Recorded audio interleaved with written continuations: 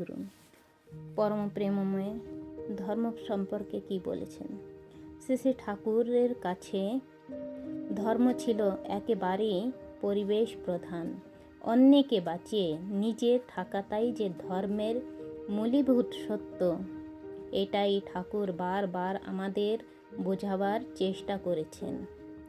একবার শ্রী শ্রী ঠাকুরকে এক ভক্ত জিজ্ঞাসা করেছিলেন যে ভক্তরা যদি যজন ও ইষ্টভৃতি ভালো করে না করে, নিয়মিত যাজন না করে, তাহলে কি দোষ হয়?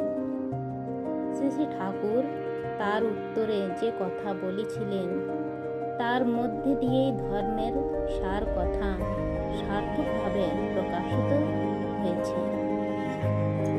শ্রী শ্রী ঠাকুর বলেছিলেন, যাজন না করলে ইষ্ট উপভোগেই স্থবির হয়ে ওঠে। যজন যাজনকে সাহায্য করে, যাজন যজনকে সাহায্য করে। একটার অভাবে আরেকটা খাটো হয়ে পড়ে।